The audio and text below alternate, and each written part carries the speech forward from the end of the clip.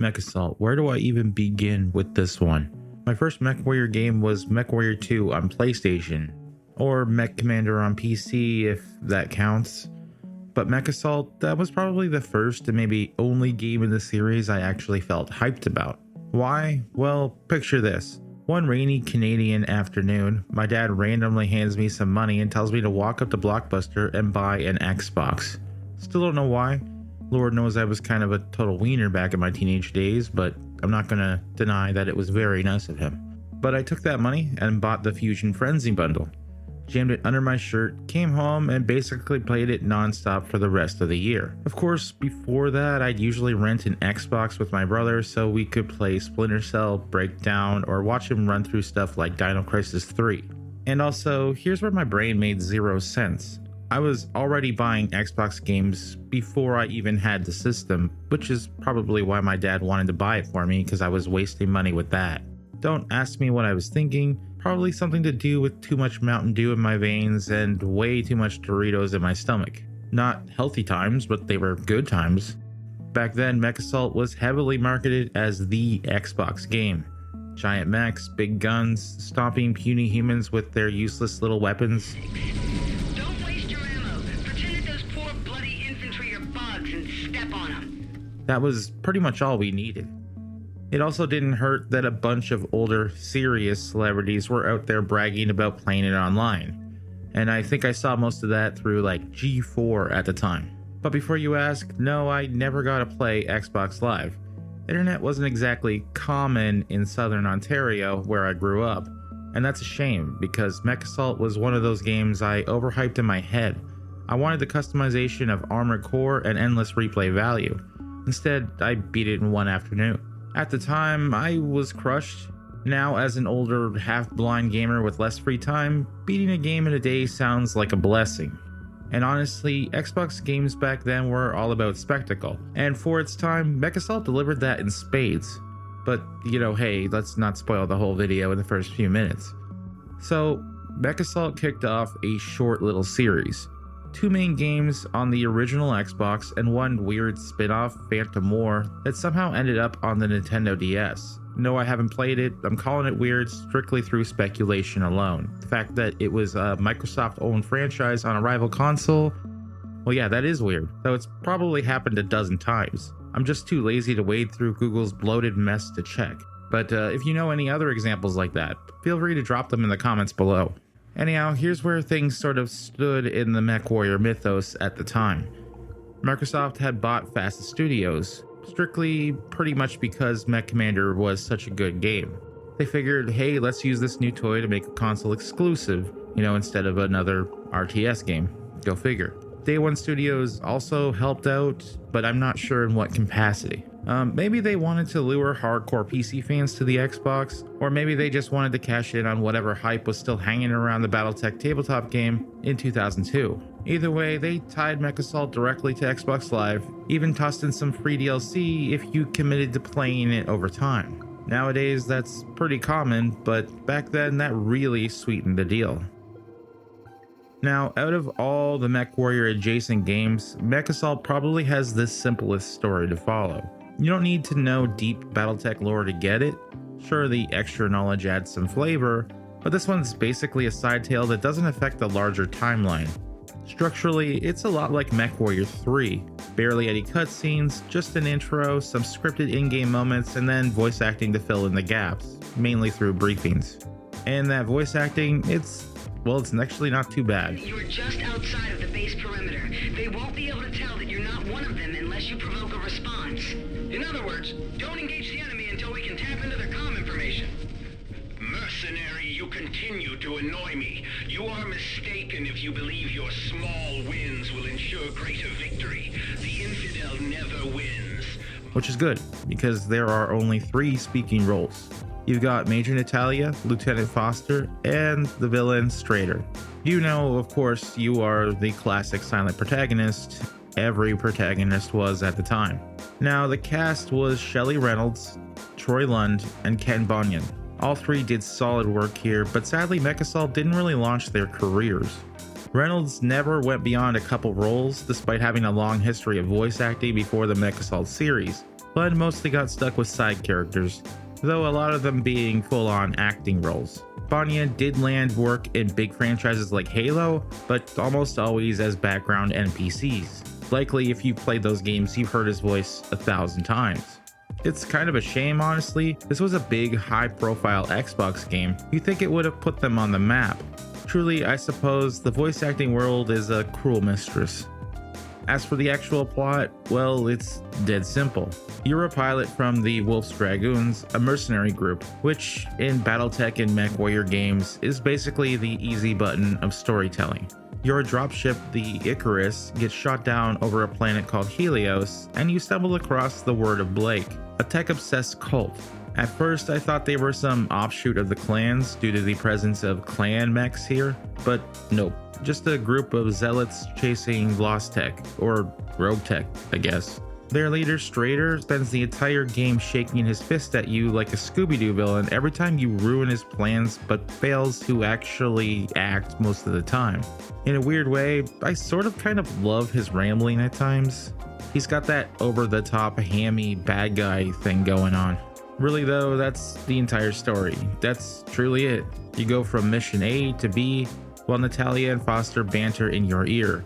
She's the hardened soldier, he's the nerdy tech guy, that's it. Take down the mechs of varying toughness and call it a day. Maybe encounter the Word of Blake's super mega mech, the Ragnarok, while you're doing it. It's fine, but you're not about to be blown away by its plot revelations at any point. As for the actual gameplay, the meat of the game itself, through and through, this is not a MechWarrior title. MechAssault is instead a controller-friendly third-person romp featuring battle mechs from the MechWarrior universe, which are, yeah, also from Battletech, but you're not stupid, you get what I mean. Anyhow, let's start with the weapons, because 99% of this game is just shooting. Every battle mech has a loadout of 3 weapons, basically a distilled collection of stuff you'd see in other MechWarrior games, or technical readouts. And no, they don't work exactly like in the other titles. At this point, that's not really surprising though.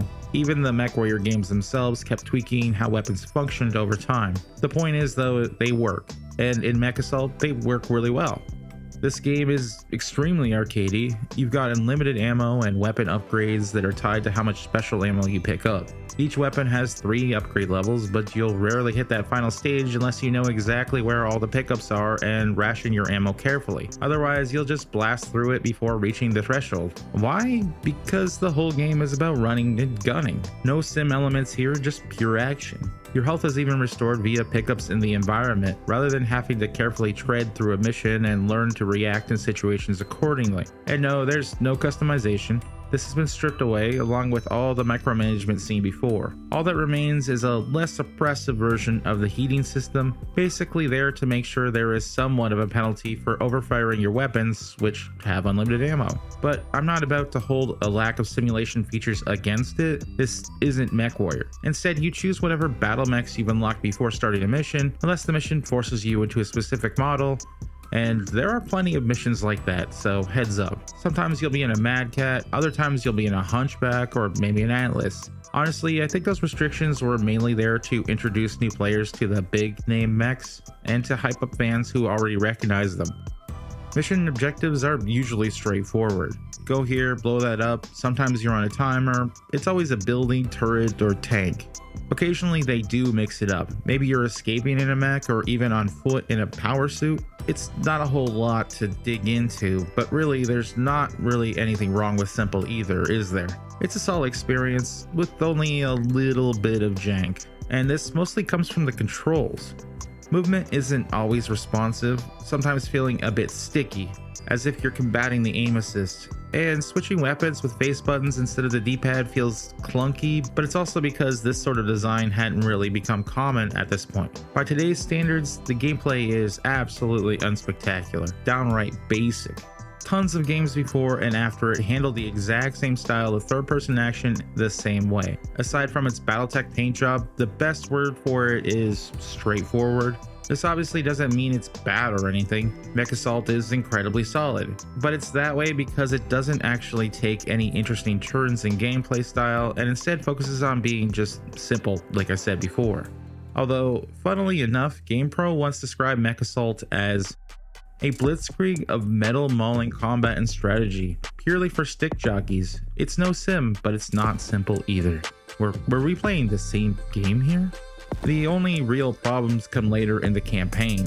At first, mission design is fine, but after a while, you can tell the developers started running out of ideas. Eventually, every mission just boils down to walk forward, fight wave after wave of enemies, repeat. At first, it's satisfying, especially in your first dozen mechs feels really great. It's really awesome, yeah.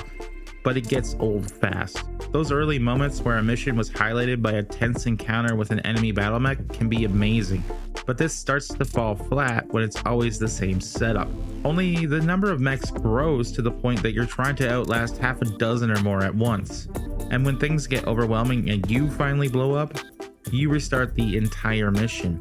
No checkpoints, which for short missions is fine, but later on, when some missions drag on, it's incredibly frustrating to bite the proverbial dust and have to start the mission from scratch.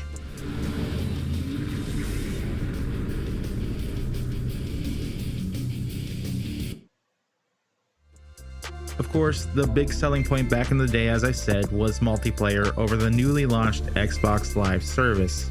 And again, sadly, I never got to experience it, though I had a bunch of the vouchers. And honestly, nobody in my town even had an Xbox. Then again, I really didn't know many people to begin with. And yes, I did try Insignia, but most people seem to have gotten bored of MechAssault by now. Looking up some information, I did find out that a lot of the DLC is now nearly impossible to get, though there are ways, since it was distributed online, region locked, and tied to specific servers. You can imagine the issues that this caused for those just trying to relive their favorite multiplayer experience and see some of that weird, archaic, old, original Xbox DLC. Honestly, I wish I could have gotten a hold of it. I'm sure there are you out there that know how to do this way better than I could have. However, there is local multiplayer still, so there is some modes you can still experience on your own. Mostly what you're going to be able to play as an individual, unless you're lucky enough to have an original Xbox with several controllers, is a horde style mode called Grinder. And not that kind of grinder. Basically, you just fight endless waves until you drop. It's playable offline, which is nice, but since it's so old, there's no real progression. Playing alone, it gets repetitive fast, which I know makes me sound like I'm so young that I've never experienced multiplayer being strictly for the sake of fun, but I promise you, I'm well into my mid-30s. But as I've said before in other videos, I have been corrupted by the needless complication injected into gaming in the past 20-something years, and I'm happy here, so deal with it. While not the best looking game to come out of the original Xbox, MechAssault was still very impressive for its day. Seeing giant mechs stomping around on a home console with clarity close to that of PC games, or so we thought, and being able to destroy almost any building or structure in sight, that was unbelievable back then. The developers did their best to portray these massive machines as truly formidable, even with the limited hardware they had. Footprints would press into the ground, debris flew everywhere, and honestly, this game had some of the best rumble feedback I've ever felt. Seriously, the rumble in MechAssault was designed with care. It's something you really have to experience to believe, and I can't believe no other games really do this. That said, not everything held up. Much like the PlayStation 2, the Xbox was pushed to its limits by countless games that pulled off incredible feats with very basic software. Compared to those later games, MechAssault's enemies and environments look bland, lacking definition or character. Tanks, helicopters, and soldiers, they're incredibly uninteresting. Yes, they're accurate to the lore, but they're represented better in almost any other title. The biggest concession was made with the soldiers, who were relegated to simple 2D sprites, something straight out of MechWarrior 3. And the environments, also very basic. You've got the standard sets: wooded area, winter area, industrial area, lava area. That's about it. Everything feels compact, tightly designed, but ultimately like a guided tour through nowhere particularly memorable, which is a shame. Landing on a planet of tech-obsessed cultists would have been the perfect chance to showcase something unique. Sure, a few mission structures stand out, but the locations themselves really don't. Now, I'm going to go out on a limb and say this simpler art style might have been intentional. Keep in mind, multiplayer was a huge focus back then. Highly detailed maps would have been rough on internet connections, which just were not like they are today. And a lot of assets were likely shared between campaign and multiplayer. So in that sense, it makes sense why things look the way they do. Still, it's worth remembering that MechAssault actually won awards for its graphics at the time. So really, most of these are modern day criticisms made after seeing the full scope of the Xbox library eventually offered, not just that was available back in 2002. Remember when I mentioned the rumble a few minutes ago? Well, that ties perfectly into the sound design. Everything works together to make a surprisingly immersive experience, despite it being just a simple third-person shooter. You can feel the explosions, you can feel the heavy footsteps of the mechs. Every impact has weight. In that regard, the sound design is excellent.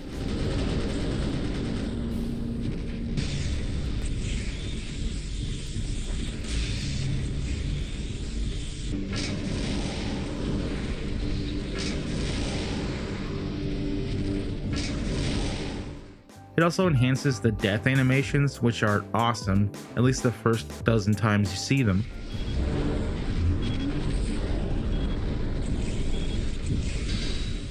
The voice acting also does a lot of the heavy lifting. Considering there are only 3 actors holding down the entire story, they actually do a pretty good job. Without them, this game would have been a lot emptier feeling.